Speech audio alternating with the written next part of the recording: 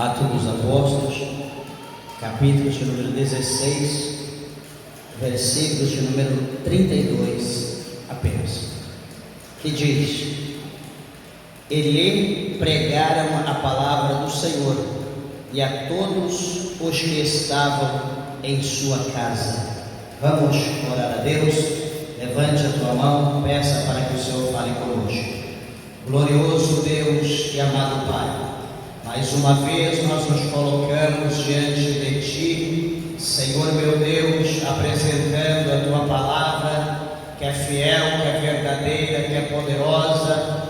Também a nossa vida frágil, limitada, meu Deus, carente das misericórdias do Senhor, da sabedoria, da direção do Teu Espírito Santo. Fala, meu Deus, de uma maneira gloriosa, concisa, poderosa ao coração da igreja, dos ouvintes da Tua palavra. Nos abençoa e muda a nossa história para a glória de Deus. Amém. Podeis assentar, meus irmãos. Desocupem as vossas mãos e aplaudam o Senhor.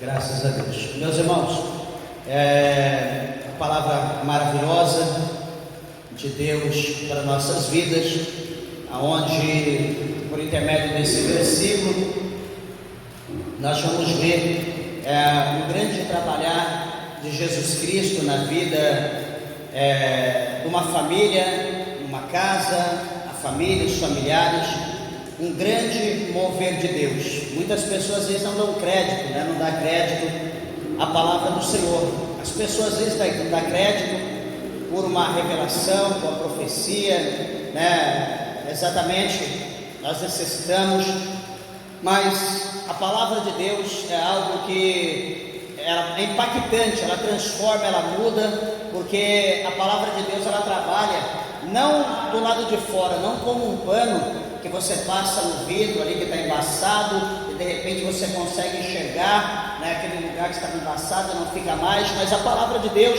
ela não age dessa maneira, ela age lá dentro, no profundo, ela age lá no nosso coração, no interior, de maneira que a pessoa, quando está ouvindo a pregação, para muitos, a pessoa não está dando valor, não está dando crédito, meus irmãos, mas a palavra, ela vem, não é pelo olhar, a palavra, ela entra na nossa vida, a fé, ela vem, não pelo olhar, mas pelo ouvir a palavra de Deus.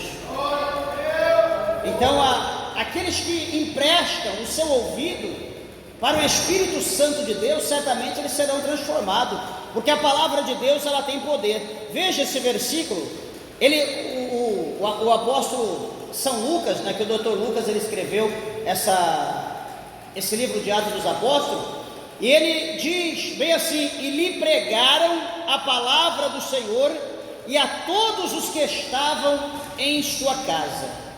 Então ele está dizendo, e lhe pregavam a palavra do Senhor. Então ele está dizendo que teve duas pessoas, e essas duas pessoas que pregaram a palavra de Deus, é conhecido por esse texto como Paulo e Silas, como dois homens que expuseram a sua vida, ali no tocante à pregação da palavra do Senhor, porque é interessante a gente entender, meus irmãos, que para chegar aqui nessa situação, houve todo um processo para que essa família aqui, para que essa casa pudesse ouvir a palavra de Deus, para que essa família pudesse entender, compreender, e para que eles viessem crer e se batizar, como diz o verso 33, houve um processo, não foi fácil.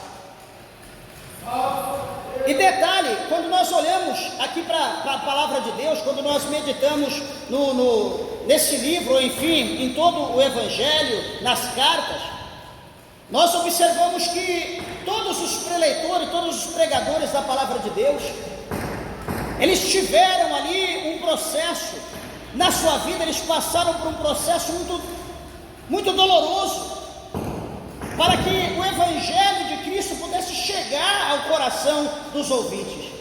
E veja, amados, que tudo começa quando Paulo e Silas, eles estão procurando um lugar para orar.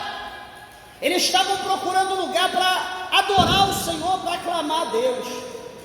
E veja, meus irmãos, que em todo lugar nós podemos orar, em todo lugar nós podemos clamar a Deus, mas há aquele lugar, sabe? Aquele lugar específico, onde nós rasgamos o nosso coração, aquele lugar onde nós choramos, onde nós nos esvaziamos na presença de Deus, ali sentimos aquele gozo, aquela alegria. Há um lugar reservado, e nós temos que ter esse lugar reservado. Paulo e Silas, eles estão procurando esse lugar, e quando eles acham esse lugar, a Bíblia vai mostrar para nós que chega até eles também uma mulher chamada Lídia, que era uma mulher que vendia púrpura, e ela era da cidade de Tiatira. Inclusive nós vamos até falar da cidade de Tiatira, né, na campanha da quarta-feira, as igrejas da Ásia. E então essa mulher, ela ouve, a Bíblia diz, o apóstolo Paulo, ela abre o seu coração para ouvir o que Paulo tinha a falar. E a Bíblia vai mostrar para nós então que houve um mover de Deus muito grande na vida dela, na vida da sua família, que ela foi batizada, ela se achegou ao Senhor. E a Bíblia vai mostrar para nós que até mesmo a sua casa se achegou a Deus, como está no versículo de número 15 desse capítulo 16. Então ela, a sua casa, se achegou a Deus, e ela rogava para o apóstolo Paulo que o apóstolo Paulo não saísse da sua terra, que o apóstolo Paulo ficasse ali. Por quê? Porque aquilo que ela estava recebendo, a palavra que ela estava recebendo, a unção de Deus, o poder de Deus na sua vida era algo muito tremendo, era algo muito fascinante, era algo muito poderoso, era algo que não se via, era algo que não se pregava. Então ela queria que Paulo ficasse com ela. Mas veja bem, meus irmãos, que no tocante a esse trabalhar, Deus tinha algo mais profundo para fazer. E a Bíblia vai mostrar para nós que vai aparecer na sequência da história uma moça, uma mulher. A Bíblia aqui não relata exatamente o nome dessa jovem, mas a Bíblia mostra claro que ela tinha na sua vida um espírito de adivinhação. Meus irmãos, preste atenção, adivinhação não é revelação. Adivinhação é uma coisa, revelação é outra. Adivinhar, qualquer um pode adivinhar. Alguém, por exemplo, pega alguma coisa, esconde na mão e diz: adivinha em qual mão está. E você então vai imaginar e dizer: está nessa, ou enfim. A revelação não é assim. A revelação é algo profundo de Deus. A revelação é algo profundo de Deus que é revelado pelo Espírito. E até mesmo a intenção da pessoa, antes de pegar aquele objeto, de colocar na mão aquilo que passou na sua cabeça, no seu coração, o Espírito de Deus, ele revela. O Espírito de Deus, ele revela, ele tem o poder para isso. Isso é revelação, é revelar o oculto e o profundo. Não é você pensar alguma coisa e falar: eu pensei, então é isso. Não, é diferente, totalmente diferente. E a Bíblia diz que essa jovem, ela tinha um espírito de adivinhação, e aonde ela adivinhava, a Bíblia diz que ela dava grandes lucros para os seus senhores. Veja que havia por detrás dessa mulher uma equipe, havia por detrás dessa mulher todo um processo, toda uma situação, todo um projeto ali atrás dessa mulher que adivinhava. Por quê? Ela adivinhando, ela ganhava dinheiro, só que o dinheiro não era para ela, era para as pessoas que estavam atrás dela. Veja que ela era uma marionete, ela era empurrada, ela era obrigada, não era algo sobrenatural de Deus, era algo imposto. E o espírito que estava nessa mulher não era o Espírito Santo de Deus, mas sim o espírito das trevas, o espírito demoníaco. E veja, queridos e amados irmãos, que essa mulher de contínuo, porque certamente Paulo atraía multidões, né, atraía muitas pessoas, por causa da palavra de Deus que era pregada, por causa dos sinais que acontecia. Então, no tocante a muita gente, era um terreno fértil para o espírito de engano, o espírito de adivinhação atuar, porque ele quer pessoa, ele quer gente, ele não age sozinho. E essa mulher, então, ela andava atrás de Paulo e Silas, gritando, falando em alta voz para a pessoa ouvir. E ela abria sua boca e dizia: olha, estes homens que vos anunciam o caminho da salvação, eles são servos do Deus Altíssimo. Ela não estava errada, ela estava falando a verdade, dizendo: olha, esses homens que vos anunciam o caminho da salvação são servos do Deus Altíssimo. Ela estava mentindo? Não, ela não estava mentindo. Mas, meus irmãos, o próprio Espírito de Deus testificava, a palavra que Paulo pregava testificava, porque aconteciam os milagres, as pessoas se convertiam, as pessoas eram batizadas, havia transformação. Então não precisava ela ficar dessa maneira, mas ela continuava andando atrás de Paulo e Silas e dizendo: esses homens que vos anunciam o caminho da salvação, eles são servos do Deus Altíssimo. E ela dizendo dessa maneira, as pessoas davam ouvido para ela, as pessoas davam ouvido e a procuravam para que ela pudesse falar mais alguma inverdade, mais alguma coisa que agradava a eles. E então, em ela falando alguma coisa, certamente alguém abençoava, alguém ajudava o ministério que estava por detrás daquela mulher. Só que chega um determinado momento que a Bíblia vai mostrar para nós que ela fazendo isso por muitos dias, não foi apenas uma vez nem duas, mas por muitos dias, ela marcou Paulo, ela usava ali os seus passos para tentar tirar alguma coisa.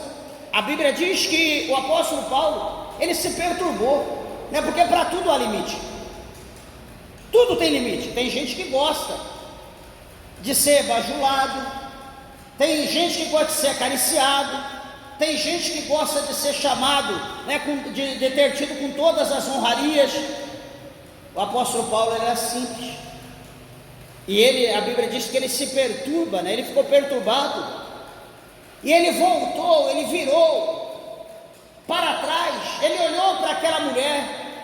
Só que a Bíblia mostra para nós, no versículo de número 18, que ele não repreende a mulher, ele não fala nada contra a mulher, ele se irrita com o espírito que está na mulher. Veja que a Bíblia está mostrando espírito com letra minúscula, não é espírito com letra maiúscula. Paulo, ele se irrita, e a Bíblia diz que ele se volta e diz para o espírito, para aquele espírito de engano que estava sobre a vida daquela mulher, ele diz: em nome de Jesus Cristo, te mando que saia dela. Paulo não falou nada para a mulher, ele diz para o espírito: em nome de Jesus Cristo, eu te mando, eu te ordeno que saia dela. Só isso. O que vai acontecer? A palavra do Senhor vai mostrar para nós que naquela hora, exatamente naquela mesma hora, o espírito saiu. Na mesma hora o espírito saiu e a mulher foi liberta. Aquela mulher que era presa por aquele espírito foi liberta. Ela agora não adivinha, ela agora não fala mais como ela falava, provavelmente agora nem sonho mais ela teria. mas o espírito que estava na vida dela, aquele espírito de adivinhação, saiu da vida dessa jovem.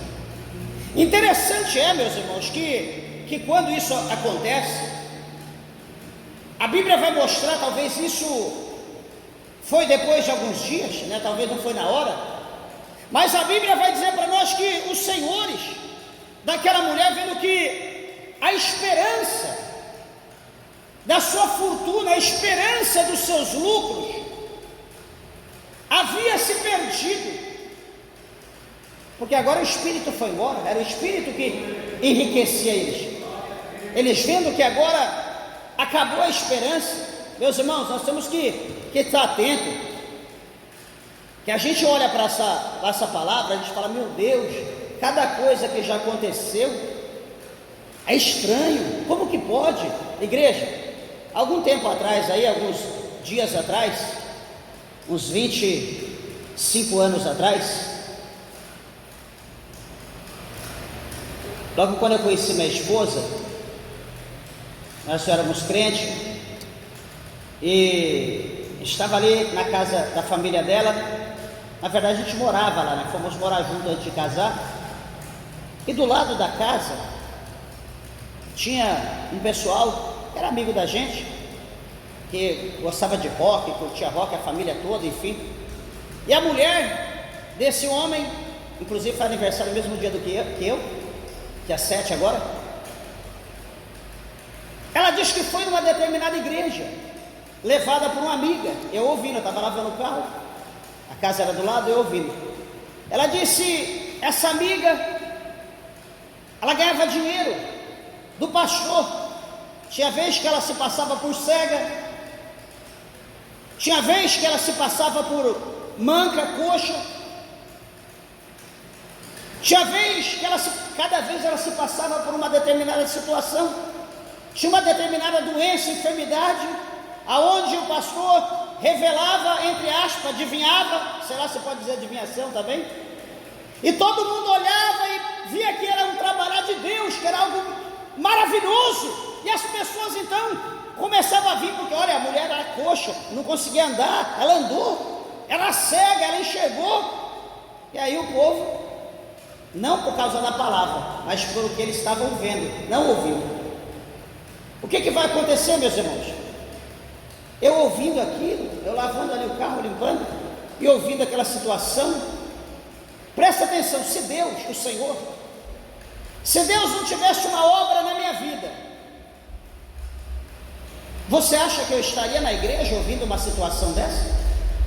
O que eu iria pensar aqui? Toda a igreja, todos os pastores, todas as pessoas ou todos os milagres que acontecem na igreja é mentira, é um acordo, é algo que foi combinado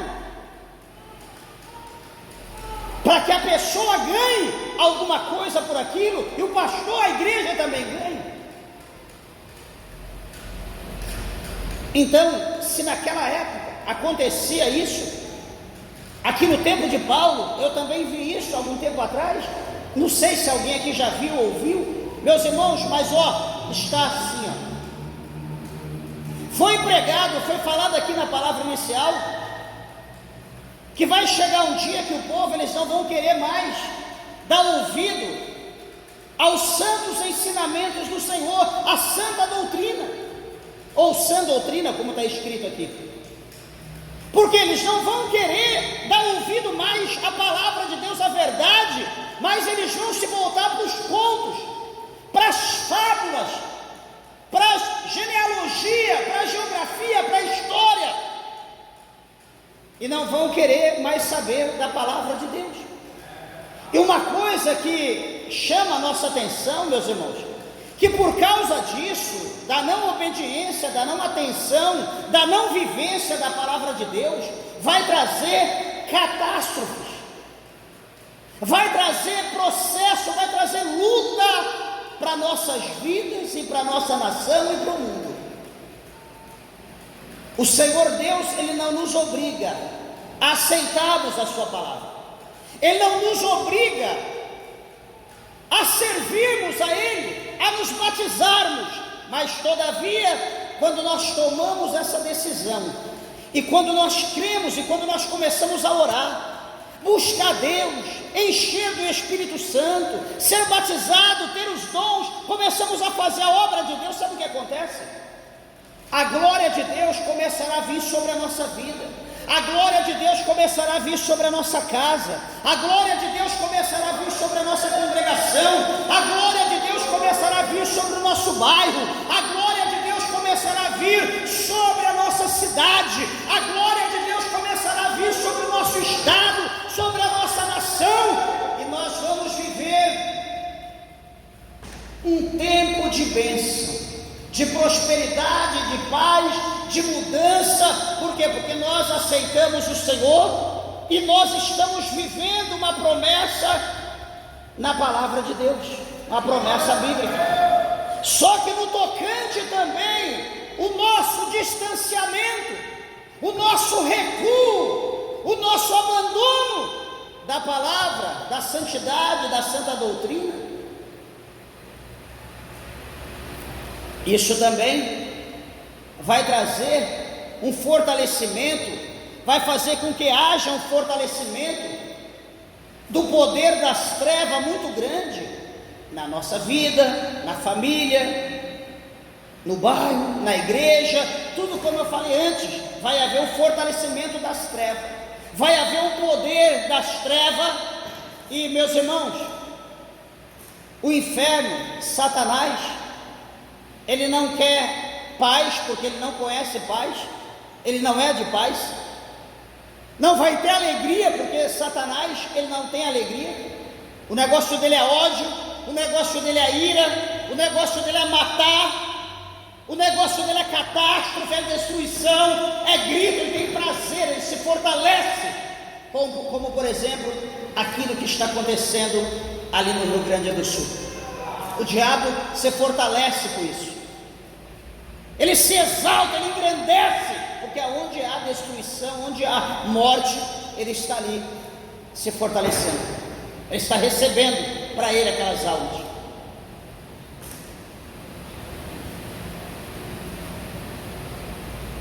Eu quero dizer aos irmãos que nós podemos abrir mão de tudo nesse mundo, nós podemos abrir, nós só não podemos abrir mão da palavra de Deus, nós não podemos abrir mão de Jesus.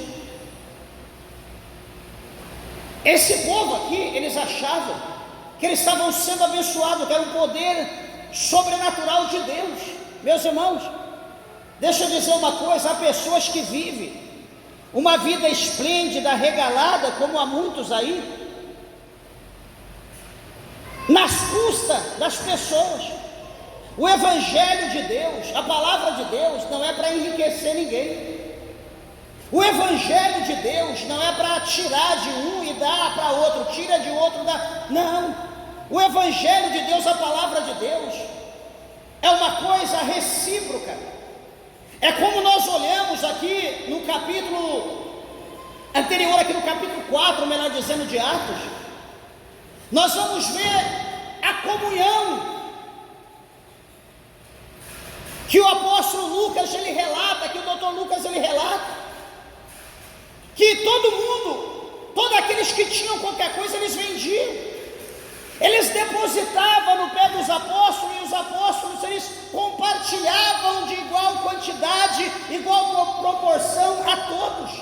Ninguém tinha mais do que ninguém, todo mundo vivia em paz, feliz, alegre, ninguém se encostava, ninguém apoiava em ninguém. É uma coisa muito linda quando se vive em comunhão. A igreja de Deus tem que viver isso, o povo de Deus tem que viver isso. Só que esses homens aqui, eles tinham uma vida diferenciada, como também no capítulo 19, um pouquinho mais à frente, vocês vão ver que aqueles homens que eles vendiam ali os nichos de Diana, aqueles homens que vendiam as imagens da grande deusa Diana dos Efésios, você vai ver que esses homens eram ricos.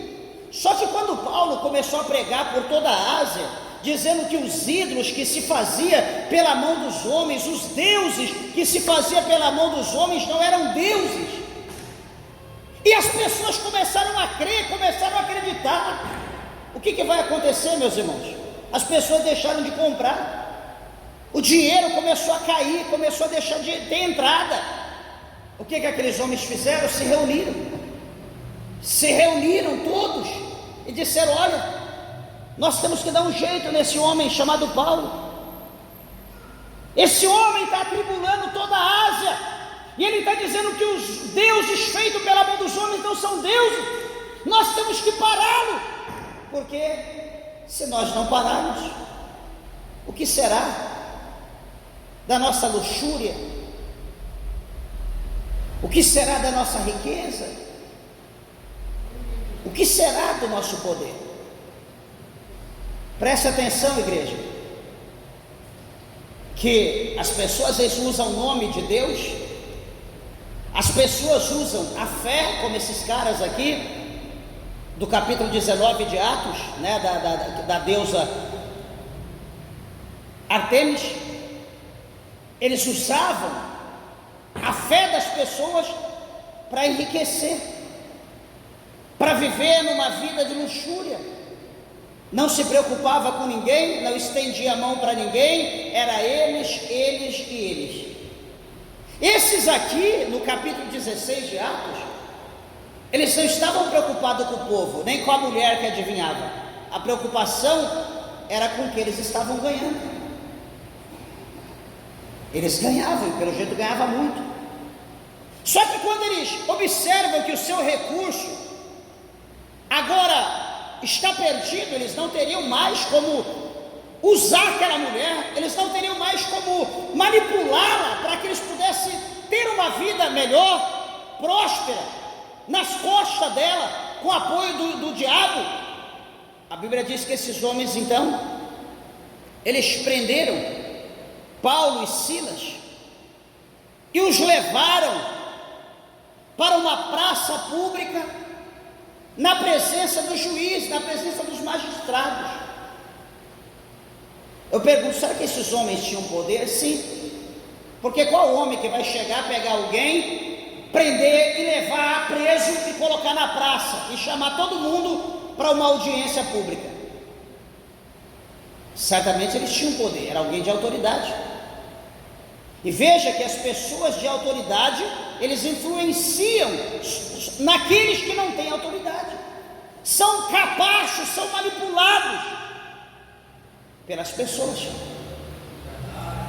Paulo e Silas, eles não contendem. Paulo e Silas, eles não brigam, eles não vão se opor, eles se entregam, eles não fizeram nada de errado, foram para a audiência pública, está na praça. E a Bíblia diz que chega então os magistrados ali, e aqueles magistrados vão ouvir qual é a acusação, o que esses homens fizeram. Então, aqueles que perderam o seu lucro, que deixaram de ganhar, vai dizer: olha, estes homens, sendo judeus, olha o que eles vão falar, sendo judeus, eles perturbam a nossa cidade. Tá, eles perturbam, mas de que forma? O que eles estão fazendo? Olha, eles estão nos impondo costumes que nos não é lícito receber, nem praticar. Veja que nós somos romanos. Ele está querendo nos impor. Oh, meus irmãos, quem está impondo o que em quem? Nós estamos aqui, por exemplo, alguém pode fazer isso amanhã comigo, qualquer outra pessoa, mas espera, eu estou impondo o quê? Eu estou obrigando o quê? Eu estou pregando a palavra de Deus. A palavra de Deus vai entrar no coração onde for, porém alguém que vai ficar irritado vai usar a pregação como algo que está condenando, ou enfim, quando na verdade não é. A palavra de Deus, ela tem livre acesso. A Bíblia diz lá em Isaías que toda a palavra que sai da boca de Deus, ela não volta para Deus vazia, ela não volta, antes ela vai trabalhar, ela vai seguir todos os percursos para atingir o alvo, e depois que ela atingir o alvo, ela vai então fazer toda a vontade de Deus, para depois ela retornar para Deus novamente com o resultado. É o objetivo da palavra de Deus. Mas esses homens aqui, eles falam que eles é romano, e Paulo estava pregando. Paulo era judeu. Peraí, meus irmãos, se alguém vai pregar numa praça, por exemplo, amanhã eu vou pregar na praça, na feira, qualquer dia eu vou, né, literalmente, domingo de manhã, alguma coisa, já fiz muito isso. Por exemplo, eu estou lá numa praça pregando na feira, vamos dizer na feira. Alguém que for crente vai parar, vai ouvir, vai falar: que bênção, isso aí, vai dar uma palavra de força, de fortalecimento. Talvez alguém vai dizer: cala a boca, seu fanático, aqui não é lugar para isso. Mas eu não estou nem aí, eu estou pregando a palavra de Deus. Quem quer ouvir, ouça. Quem não quer, vai embora. Eu estou anunciando a palavra. É o que diz em Apocalipse, em Hebreus, entre outros. Quem tem ouvidos, ouça o que o Espírito diz à igreja. A igreja é ao povo, a audiência, aqueles que ouvem. Por exemplo, algum homem da lei pode se levantar, pega aquele pregador, pega aquele pastor, prende ele, aí vão para uma audiência, ser interrogado, e alguém vai dizer: o que você está fazendo? O que eu vou dizer? Estou pregando. Ué, mas disseram que você está ofendendo A, B, C, D. Não estou ofendendo, eu estou pregando a palavra. É o que a Bíblia diz. A pessoa que se sentiu ofendida. Aqui, esses homens, eles são romanos. Paulo está pregando para todo mundo. Só que Paulo não está impondo nada. Eles não falam aqui, eles mentem. Ele está diante do juiz, mas eles mentem. Ele tinha que dizer: olha, esse homem, ele expulsou um espírito da vida da fulana de tal, vocês conhecem, que trabalha para nós. Ele expulsou o demônio, ou enfim, sei lá, qualquer coisa, e ela não revela mais nada, ela não tem visão, ela não adivinha. E o que vai ser de nós? Eles tinham que ter dito isso, mas não. Ele disse: homem, estão perturbando a nossa cidade, expondo costumes, nos expõe costumes que não nos é lícito receber e nem praticar. Certamente Paulo não estava impondo, Paulo estava pregando. Paulo, por exemplo, Paulo podia estar dizendo: olha, está escrito que aquele que crê e for batizado será salvo, mas quem não crê será condenado. Paulo poderia estar dizendo desse jeito. É uma palavra que está sendo lançada. Quem crê toma posse, quem não crê, amém. Quem crê, aceita e se batiza para a vida eterna. Quem não quer, não batiza e vai para o inferno. Esse é o mistério. Paulo não está obrigando, ele está revelando a palavra. Então esses homens, eles agem com segunda intenção, e quando eles expõem isso, nem todos haviam visto, mas quando eles expõem este cenário, quando eles expõem essa mentira, a Bíblia vai mostrar para nós que a multidão, todo aquele povo que estava ouvindo ali, aqueles camaradas, unidas, né, provavelmente romanos, provavelmente pessoas ali gentias, provavelmente pessoas que não tinham a vivência naquilo que Paulo estava pregando. Diz que a multidão vai se levantar unida a favor daqueles homens contra Paulo e Silas, apoiando para que Paulo e Silas fossem condenados, passassem por algum processo, enfim, e que não falassem mais no nome de Jesus.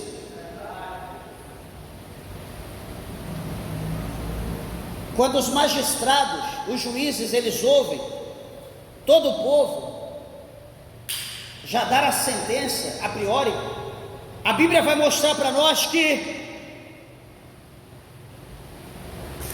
os juízes então vai dar ordem para que as vestes de Paulo e Silas agora fosse rasgada e mandaram açoitá-los com vara na praça pública. Você está vendo a situação? O que acontece? Você vê como que o servo de Deus, o homem que não tem medo de pregar a verdade, você vê o que acontece hoje. Muitos se aposta da Bíblia, se aposta de um traje, se aposta de um altar para benefício próprio, em muitos lugares itinerantes. Tem gente que não sabe nem ler, quando começa a ler alguma coisinha, ele já deixa a Bíblia para lá, põe uma revistinha dentro de uma mala e sai por aí, sou pregador itinerante, faz folhetinho, panfleto e sai por aí cobrando para pregar, para fazer isso, fazer aquilo. Meus irmãos, o evangelho não é fonte de renda, não é fonte de lucro.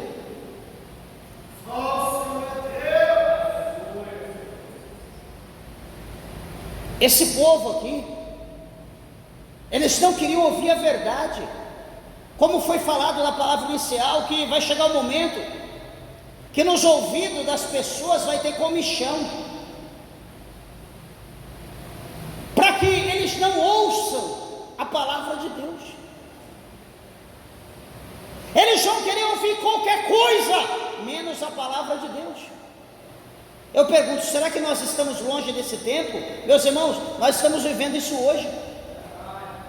Às vezes você está olhando no YouTube, mexendo alguma coisa, está lá um pastor fulano de tal, você aperta ali, vai ouvir, você ouve o povo, se acaba. Meus irmãos do céu, aonde nós vemos na Bíblia, aonde a palavra de Deus nos mostra que a pregação vai trazer às pessoas gargalhada, piada?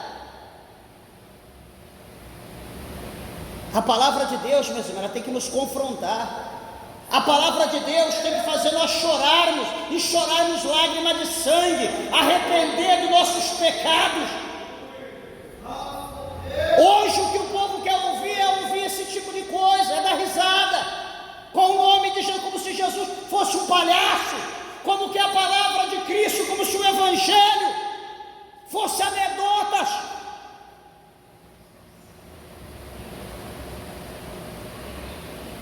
Quem fala a verdade, quem prega a verdade, está cada dia mais descendo para o anonimato, está mais se tornando, está mais só, cada vez mais só, cada vez mais desprezado, enquanto aí os adúlteros, os prostitutos, os mentirosos, os bandidos, estão dentro das igrejas, usando a Bíblia, usando o altar, sendo enganado pelo diabo, enganando aqueles que os ouvem, tudo se cumprindo a palavra de Deus. Só que Paulo disse, olha, eles não vão querer sofrer essa doutrina, só que detalhe, queiram ouçam, queiram deixem de ouvir, mas que pregue, Timóteo, pregue em todo tempo e fora de tempo. Ouçam ou não ouçam, a palavra tem que ser pregada. Você gosta de me ouvir ou não gosta de me ouvir? Eu vou pregar a palavra de Deus. Recebi um convite dizendo, pastor, o senhor tem que mudar, o senhor não pode ser do jeito que o senhor é muito radical, o senhor é muito duro. Agora está contando para minha esposa hoje, o senhor tem que mudar, o senhor tem que ser igual a esses pastores de hoje, reunir os irmãos, bater um futebol, beber uma cervejinha entre irmãos, se alegrar, não tem problema não, usar bermuda, ficar sem camisa, ir para a praia, para o clube, qualquer lugar. Esse negócio de ficar tudo fechado aí, você vai ficar sozinho. Hoje as coisas mudaram, não é mais como aquele tempo.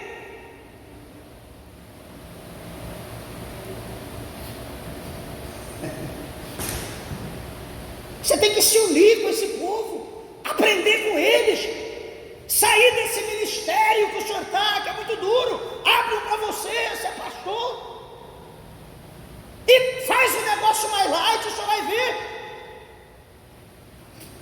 É brincadeira de ouvir isso. Me aconselhando a me apostatar. Me aconselhando, meus irmãos. Deixa eu te dizer uma coisa. Jesus me tirou desse mundo, dessa situação exatamente que está sendo predito. Jesus me tirou de lá, me lavou na cachoeira do sangue do Cordeiro, deu nome, deu ministério, deu um povo, deu a esposa. Deus tem uma promessa na nossa vida. E agora eu vou esquecer, negar tudo que Deus fez na minha vida até hoje e vou voltar como a porca lavada ao despojadouro de lama, ou como um cão ao seu próprio vômito. Será que eu tenho coragem de fazer isso? Jamais. Posso estar aqui, só eu e minha esposa, sozinho, mas a palavra de Deus tem que ser cumprida e obedecida. Não é multidão que vai entrar no céu. A Bíblia diz que muitos são chamados, porém poucos escolhidos. Não é porque a igreja B ali está lotada, a igreja X está transbordando, a igreja Z, o pessoal está entrando pela janela, e eu estou aqui, Pedro, Tiago e João. Deus está abençoando lá e aqui não. Mas será que multidão é símbolo de bênção de Deus? Multidão, muitas das vezes, é símbolo de interesse. No capítulo 6 do Evangelho de João, quando aquela multidão imensa estava ali, ao redor de Jesus, quando Jesus os abençoou com o pão, quando Jesus matou a fome daquele povo, todo mundo quis, ou eles quiseram coroar Jesus como seu rei. O que vai acontecer? Eles queriam Jesus, eles queriam um supridor de necessidade. Como Jesus matou a fome em abundância naquele povo, esse é o cara, está curando as nossas enfermidades. Ele está multiplicando o vinho, o peixe, o pão. Ninguém está ficando doente, está todo mundo na bênção. Nós somos tolos se nós não quisermos Ele. Será que era cristão? Será que era evangélico? Será que era crente? Eram interesseiros. Quando Jesus começou a pregar no mesmo capítulo 6 de João, dizendo que a carne dele verdadeiramente era comida, e o seu sangue verdadeiramente era bebida, quem comesse da sua carne e bebesse do seu sangue, esse teria a vida eterna, esse iria ressuscitar no último dia. Quando Jesus falou isso, o que andou menos correu, até o que não tinha perna deu jeito para correr. Talvez pôs a mãozinha no chão, levantou o toquinho para o alto e saiu andando. Foram embora. Não bastando só a multidão, os 70 discípulos também que estavam próximos foram embora. Só ficou Jesus e os 12.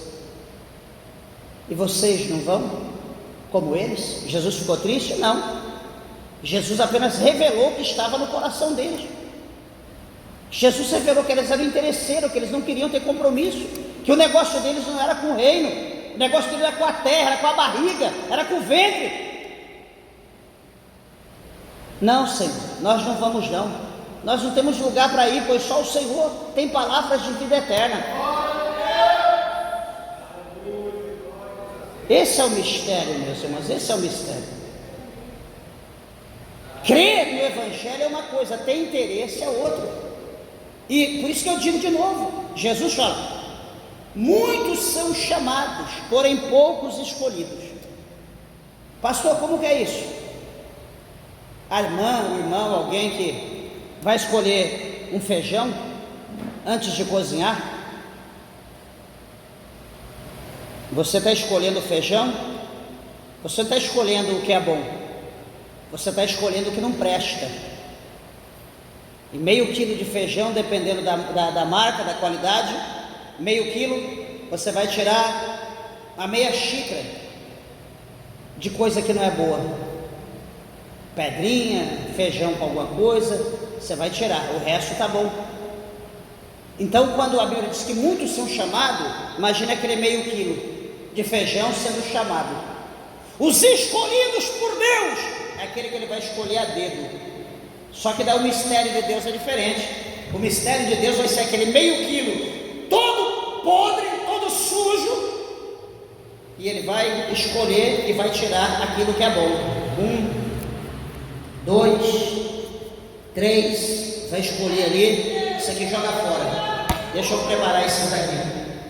Assim que é o mistério de Deus, é desse jeito. Então nós precisamos entender isso, meus irmãos. Nós temos que entender. Porque o olhar humano das pessoas, a primeira coisa que vem na mente, a primeira sentença que sai da língua de víbora é a seguinte: tem pecado escondido, tem pecado dentro da igreja, alguma coisa está errada. Oh, santo sabidão! Lógico que tem pecado, meus irmãos. Tem isso, está escondido. O pecado está guardadinho. Está aqui, ó. Tirar tudo aqui. O pecado está em algum lugar aqui dentro. A Bíblia diz que ele habita dentro de nós. O pecado está dentro de cada um de você, dentro de nós, todos nós.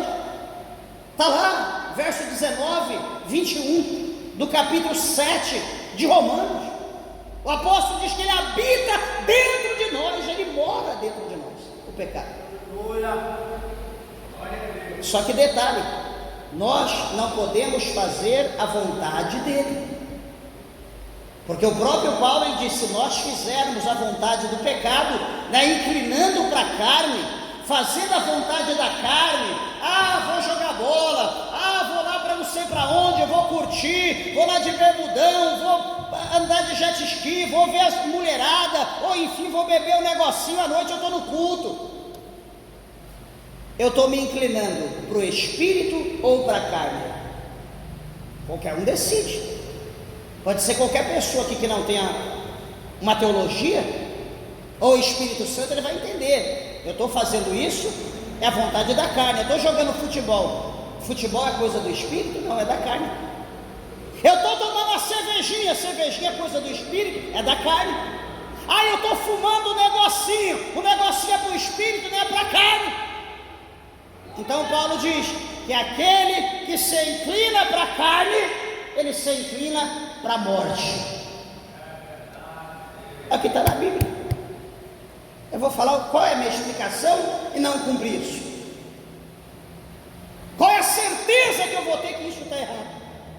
Mas ele diz: mas aquele que se inclina para as coisas do Espírito, esse se inclina para a vida.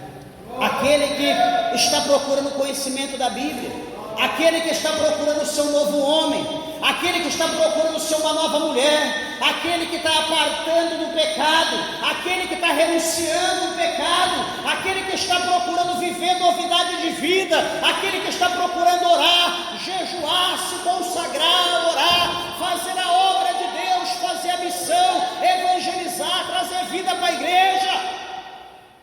Esses estão fazendo o que o Espírito quer. Então esse está se inclinando para a vida.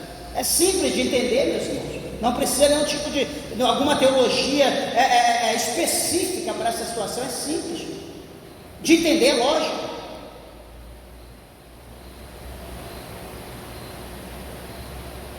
Então, concluindo aqui em suma, o apóstolo Paulo foi exposto, Silas foi exposto.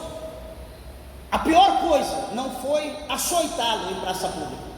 A pior coisa foi tirar as vestes, expor a sua nudez na praça pública e açoitar. O sangue deles foram derramados. Por quê? Porque expulsou um demônio, porque estava pregando a palavra de Deus. Meus irmãos, aquele que semeia em espírito, ele vai colher mais cedo ou mais tarde. Você faz no espírito com as pessoas, e Deus usa as pessoas para abençoar você na carne, pela obra que você está fazendo. Isso é Bíblia. O que o apóstolo Paulo está fazendo aqui, o que ele está pregando, o que ele está ensinando, ele não está cobrando, ele não está impondo, ele só está pregando. Quem tem ouvidos, ouça o que o Espírito diz. Só que o processo que ele passa agora é algo muito terrível, é algo muito profundo, que mexeu com o sentimento dele. E veja que a palavra do Senhor diz que eles recebem muitos açoites, e eles agora é lançado na prisão, e foi dada uma ordem direta que os carcereiros os guardasse com toda a segurança da época. Eu te pergunto, qual é o risco que aqueles homens poderiam causar aos carcereiros, aos outros presos que estariam na prisão?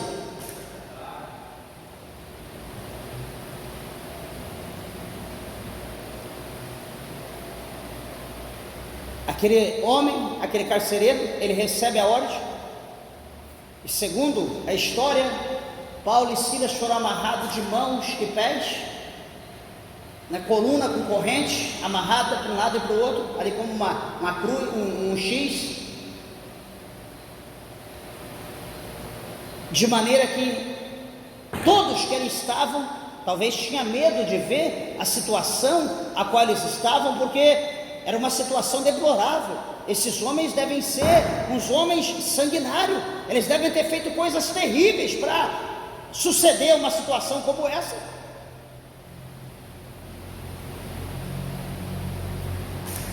Paulo e Silas estão dentro do cárcere, estão na cadeia, presos, bem seguro.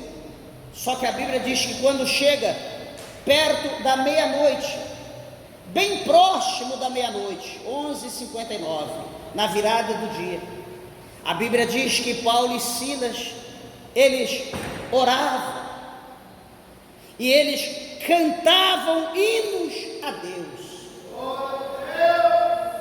Oh, meus irmãos, que o Espírito de Deus dê a nós essa graça, que em meio ao sofrimento, por mais terrível que possa ser, nós não vemos ter ira, ódio, remorso no nosso coração, mas que todavia nós vamos abrir a boca para nós orarmos a Deus, para nós sermos gratos a Deus, e também entoarmos ao nosso Deus hinos de adoração, de louvor, de exaltação a esse Deus. Coisas que por menos as pessoas se desviam. Eu sou crente, Deus me expôs, Deus me deixou acontecer isso, Deus permitiu isso. Se Deus fosse bom, Deus não deixava. Deixa eu te dizer, quando empresta o teu ouvido com o diabo. A Bíblia diz que lá nos Salmos, a Bíblia diz que Isaías 53, lá no verso 8 ou 9, não me falha a memória, Isaías, o profeta messiânico, diz que o próprio Deus, o Todo-Poderoso, ele teve prazer em moer o seu próprio filho. O apóstolo Pedro diz que Deus, ele tem prazer no nosso sofrimento, desde que nós sofremos, padecendo por fazer coisas boas. Padecer fazendo coisa boa é agradável a Deus, mas padecer porque você errou, porque você pecou, desobedeceu, fez alguma coisa, é diferente. Mas Deus tem prazer, sabe por quê, meus irmãos? Porque esse sofrimento vai moldar o crente, esse sofrimento vai transformar o homem, o seu couro, a sua pele vai endurecer mais. Ele vai se tornar uma pessoa forte, uma pessoa dura. Eu digo, para a questão do sofrimento, não é qualquer coisa que vai abalá-lo, não é qualquer vento que vai derrubá-lo, não é qualquer palavrinha que vai, ai meu Deus, não vou mais para a igreja, falaram isso, eu me entristeci, parece um bobo da corte. O sangue de Jesus tem poder. Aí vem a prova, vem a luta. Sabe o que acontece? A pessoa sai pela tangente, se desvia. Tanta luta, tanta prova, no mundo estava melhor, não tinha prova. Tudo bem, ô coitadinho, ô infeliz. Sai então pela tangente, volta para o mundo, porque a luta, a prova está grande. Vai para o mundo e saiba que lá no mundo, lá atrás, vai ter uma portinha que você vai passar por ela e você vai descer para o fogo do inferno. Porque no mundo não tem salvação, no mundo não tem paz, no mundo não tem vitória, o mundo não tem esperança, não tem perspectiva. Para o mundo está revelado o fogo. Ele está guardado para o fogo, para o dia da ira de Deus e para todos os filhos da desobediência.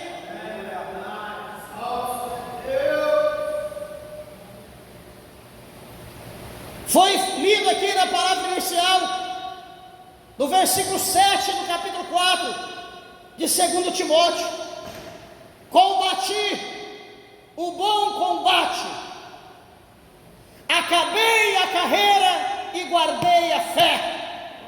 Ele passou pelo que ele passou, ele cumpriu o ministério dele, e a fé dele estava viva, como no princípio. Ele não abalou, ele não perdeu a fé.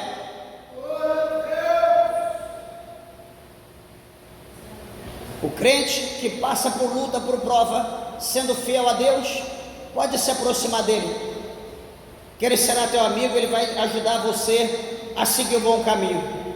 Mas se você quiser seguir aquela pessoa que é uma ameba, desculpa da expressão, foge desse tipo de gente. Do que não presta já não chega um cão.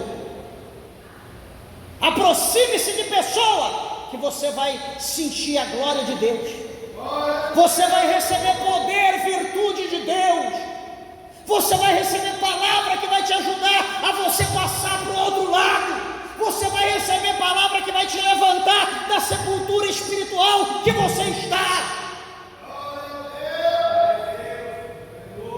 Não, isso não, eu quero aqueles crente aí, moderno, que negócio de passar prova, negócio de passar peleja, aflição.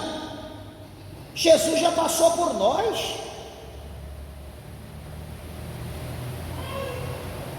Hoje, você não vê o hino da irmã, e hoje é só vitória, hoje é só bênção, hoje é só pote de mel. Acho que nem as abelhas estão vivendo com tanto mel assim hoje, imagina os crentes. Queridos irmãos, nos fortaleça, vamos nos fortalecer no Evangelho, na palavra, vamos atentar, vamos ser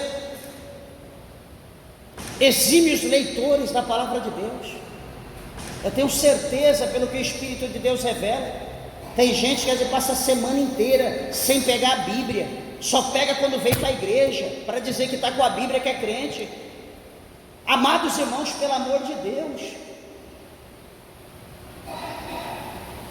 é 10 horas no telefone, à noite e dia em celular, é câimbra no dedo, na mão, é perdendo a memória, é perdendo o tato das coisas. Mas 1 minuto para ler a Bíblia, 1 minuto para ler João 8,32, minuto não, 3 segundos, conhecereis a verdade vos libertará. A pessoa não tem o capricho de ler um versículo e fechar o olho e meditar. Eu pergunto, para onde nós estamos indo? Qual é o tipo de crente que nós estamos sendo? Aí depois a gente quer profetizar, depois a gente quer pregar, o fogo não cai. Eu estou louvando, ninguém dá glória a Deus. Ai, que igreja fria. Ninguém está sentindo a presença de Deus. Peraí, mas e você? Está sentindo?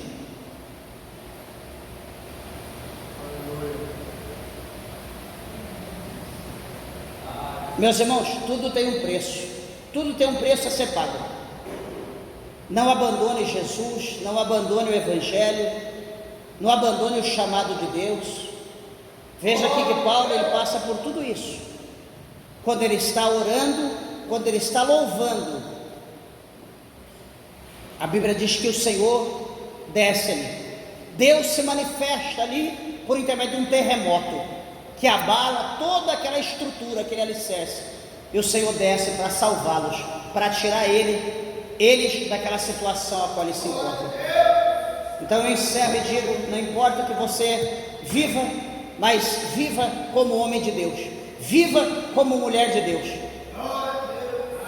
Porque por mais que você viva nesse mundo, vai embora desse mundo, vai ficar o teu legado. As pessoas vão lembrar, falar: não, a vida dele, a vida dela não foi fácil, mas eles não arredaram o pé um só dia da presença de Deus. Eles não abriram mão de nada acerca da presença de Deus. Isso que é o importante, isso que nos alegra. Não adianta a gente fugir, sair de um lado para o outro, para procurar meios para errar. Quando você quiser errar, pecar, leia o capítulo 3 de Daniel.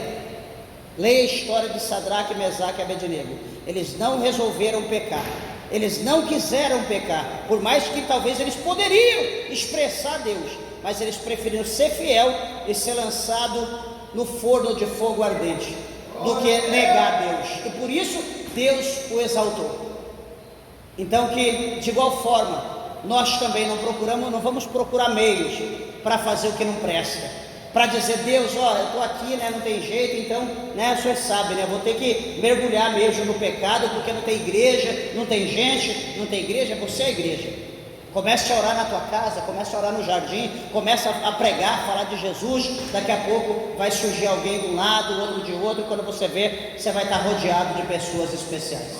Amém, meus irmãos? Que Deus abençoe vossas vidas, e as palmas bem alegre, exalta e glorifica o nome do nosso Deus. Palmas bem alegre para Jesus.